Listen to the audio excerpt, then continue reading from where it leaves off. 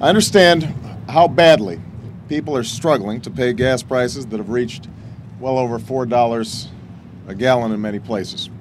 I still remember a man that I met in Pennsylvania who had just lost his job but couldn't even afford to fill up his gas tank to go look for a new one. And along with the skyrocketing costs of healthcare and college and even food, this is a crushing burden on working families all across America, and we've got to provide relief.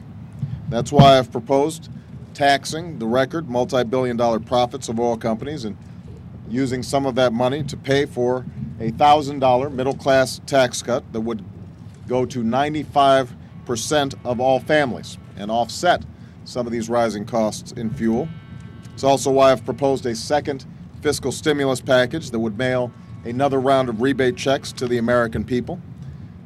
These steps, along with investigations of possible market manipulations in the oil markets, would ease some of the short-term pain of these gas prices. But what wouldn't do a thing to lower gas prices is John McCain's new proposal, a proposal adopted by George Bush as well, to open up Florida's coastline to offshore drilling.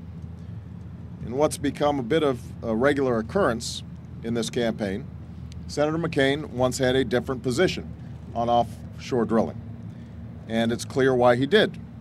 It would have long-term consequences for our coastlines, but no short-term benefits, since it would take at least 10 years to get any oil. Well, the politics may have changed, but the facts haven't.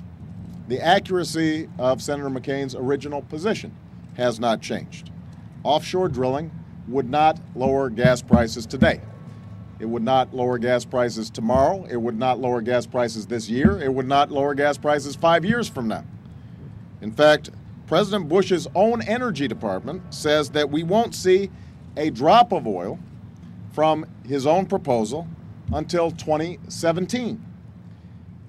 And in fact, you wouldn't see any full production out of any oil drilling off the coasts until 2030.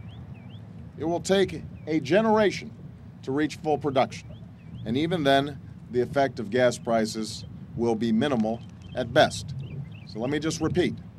John McCain's proposal, George Bush's proposal to drill offshore here in Florida and other places around the country would not provide families with any relief this year, next year, 5 years from now.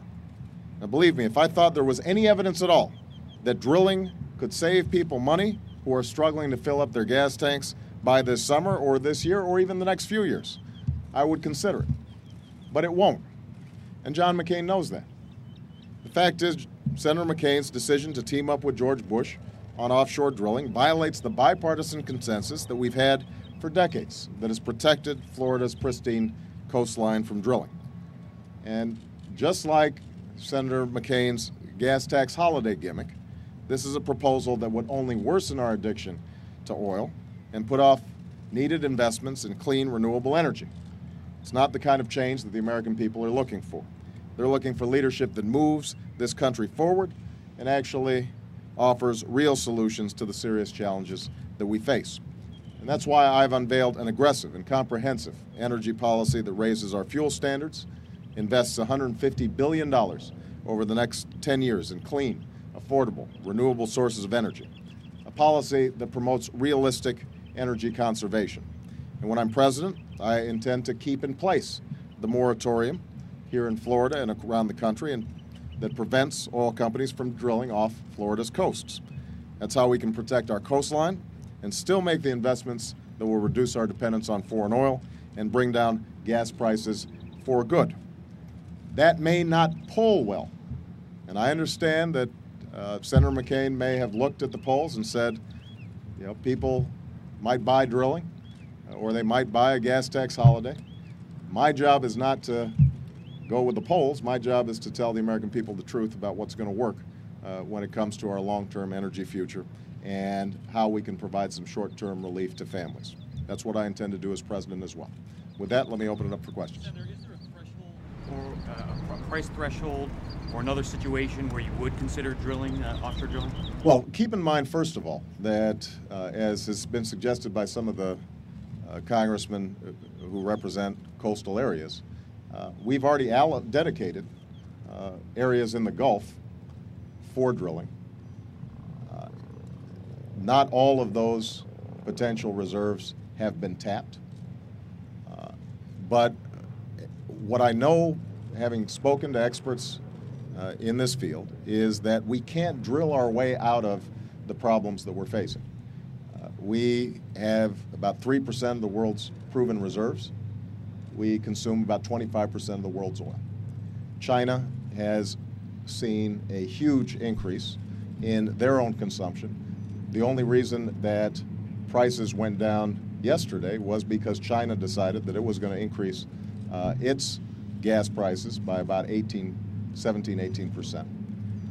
So they're having a huge impact on the world oil market. India, same thing. Same thing in the Middle East, where there's a lot of development taking place.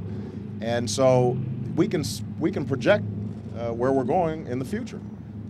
The demand is going to continue, and supplies at best will creep up. And so what we have to do is to find significant ways to use less oil, to find alternative energy strategies. When it comes to our transportation system, for example, I was with Democratic governors this morning, and all of them talked about the possibilities of creating a smart electricity grid that, when you combine with new battery technology, could create a fleet of plug-in hybrids that would reduce drastically our dependence on foreign oil, also save our environment in the bargain, and put people back to work here in the United States. That's a smarter strategy. That's the kind of strategy that I think we have to pursue.